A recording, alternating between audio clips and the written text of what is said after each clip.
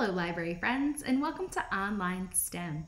STEM stands for Science, Technology, Engineering, and Math. And my name is Miss Amanda, and I am so excited to be here with you guys today. I work at the Lincoln County Public Library, and every Tuesday in September, we're going to do a different weather experiment. Today's weather experiment is going to be an experiment with dew and frost. Dew, you might have seen before, is when there's little drops of water outside. So you might see it maybe on the grass when you go outside in the morning, little drops of water. And then we're also going to talk about frost. And frost is when you see a very thin layer of ice when you go outside in the morning. Right now it's too hot to have frost. The weather has to be much colder when we have frost outside, but if you go outside in the morning, you might be able to see some dew. And we're going to talk about frost and dew and how those form, and we're going to be able to make our own frost and dew examples. So today, all you're going to need for our online STEM activity, if you want to do it at home, is a couple of tin cans. If you don't have 10 cans, a canning jar would also work. You're also going to need some water. You're going to need some salt. And you're going to need some ice. You'll also, it would be good to have a 1 tablespoon measuring spoon. All right, so the first experiment we're gonna do is our frost experiment. And so like we said, frost happens when it's really cold outside, and there's always moisture in the air. So the moisture in the air we can't see, but when it gets really, really cold outside, the moisture in the air will condense. I like that. That's a fun word. Can you say condense? It'll condense, which means it will be on an object, maybe like the grass. And so when the weather is very cold, that water that's on the grass will actually freeze and make a little bit of ice.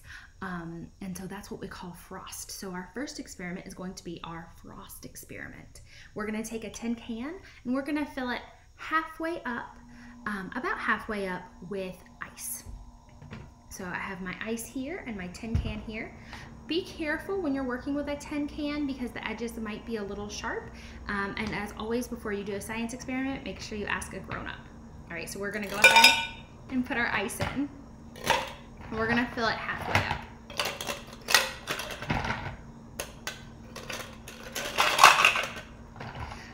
We will put a link in the comments to the experiment that we're using.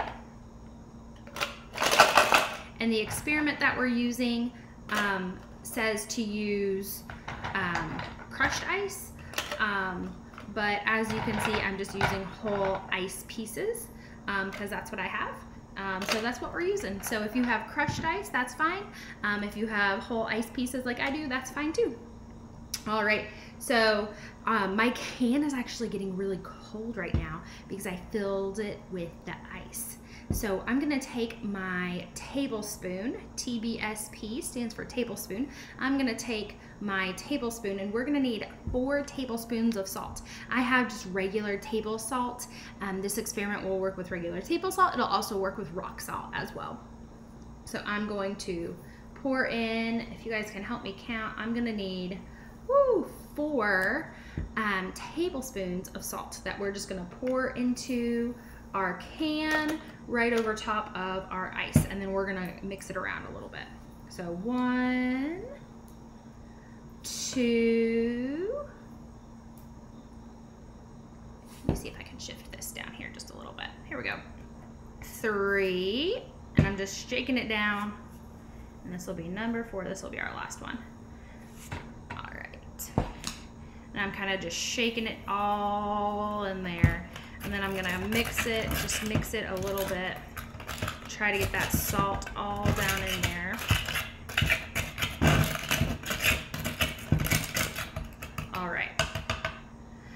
Now, it will freeze because the salt and the ice are gonna have a reaction, but I'm gonna help my reaction along just a little bit, and I'm gonna pour in just a tiny little bit of water to help that out. So I'm gonna leave that. I'm gonna put this to the side, and we're gonna work on our dough. So like we said, if you go outside early in the morning, right now, you might be able to see some dew on the grass. And so for our dew, we're gonna take another tin can. We're going to fill it halfway up with ice, and we're gonna put in enough water to just cover the ice. So the difference between this can and our other can is that we are not going to put any salt in this can. So we're gonna go ahead and put in halfway, fill it halfway with ice.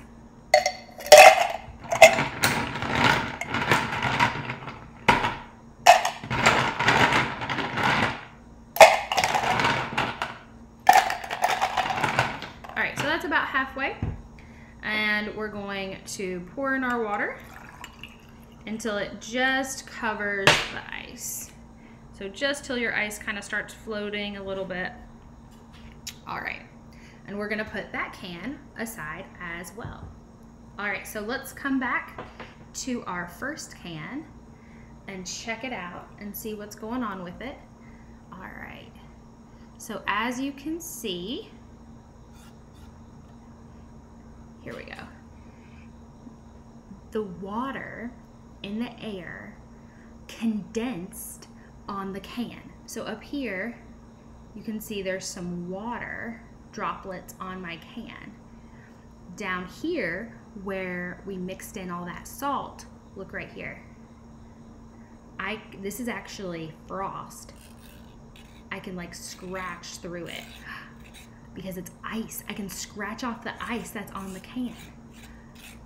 How cool is that? So there's actually little bits of ice, little bits of frost forming on the outside of my can. All right, now let's take a look. So this can has water and ice and salt, that's right. And this can has water and ice and no salt. So let's take a look at this can. You can see it's not, I don't have to scratch it. It's not frost, it's not ice, it's just water. And I can wipe the water away. And this can is cold too, but this can is not as cold as this can. Do you guys, what's the only difference between these cans? This can with the frost also has ice. Okay, so there is a chemical reaction between the salt and the ice. It seems really strange, but the ice is melting because of the salt. And when the salt melts the ice, it actually makes it get colder. So the ice is melting because of the salt.